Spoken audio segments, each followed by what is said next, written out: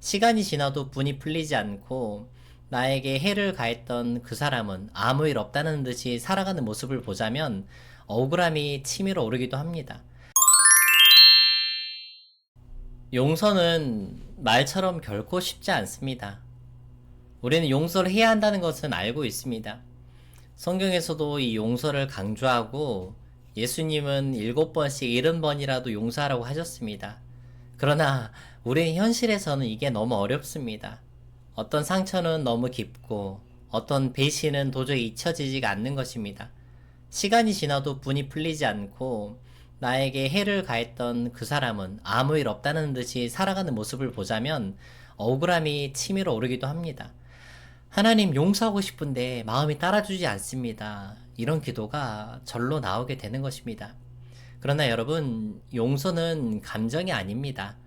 용서는 내가 기분이 좋아져야 하는 것이 아니라 선택입니다.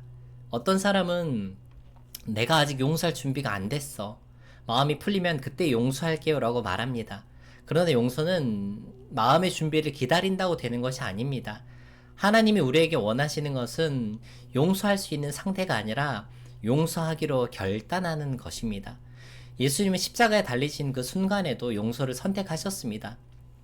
손과 발이 못이 박히고 사람들이 조롱하는 상황 속에서 예수님은 이렇게 기도하셨습니다. 아버지, 저들을 용서하여 주십시오.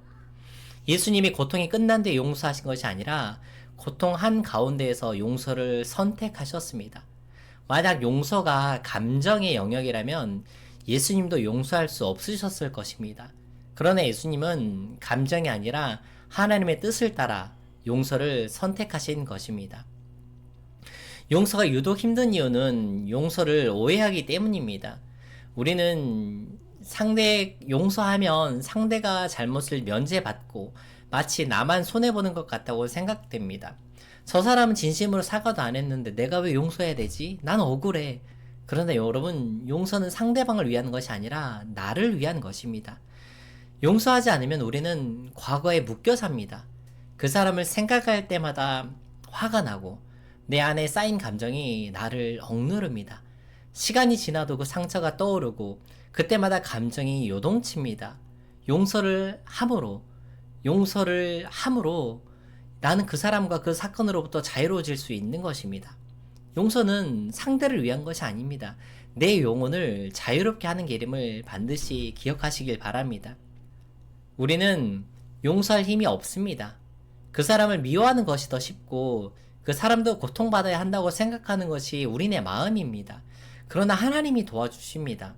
우리가 받은 용서를 기억하면 나도 용서할 힘을 얻게 되는 것입니다. 우리는 모두 하나님 앞에서 용서받은 죄인입니다. 아무 자격 없이, 아무 조건 없이 하나님께 은혜를 받았습니다.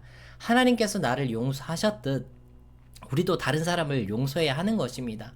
상대방이 받을 자격이 있어서 하는 것이 아니라, 상대가 달라졌기 때문에 하는 것이 아니라 오로지 하나님이 나를 먼저 용서하셨기 때문에 나도 용서하는 것입니다.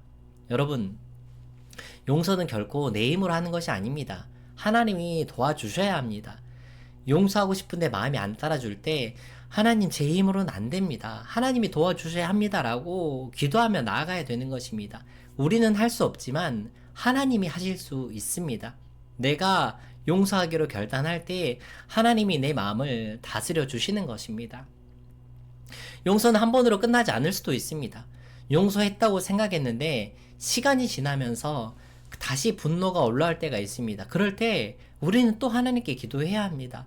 한 번의 결심으로 끝나는 것이 아닌 하나님 앞에서 계속해서 내려놓아야 하는 과정입니다. 여러분, 마음이 풀릴 때까지 기다리지 마십시오. 용서는 감정이 아니라 믿음입니다. 하나님께 맡기십시오. 내가 용서할 때 하나님이 나를 더 자유롭게 하십니다. 오늘도 용서하기 힘든 사람을 위해 기도하시기 바랍니다. 하나님이 그 마음을 붙드실 것입니다.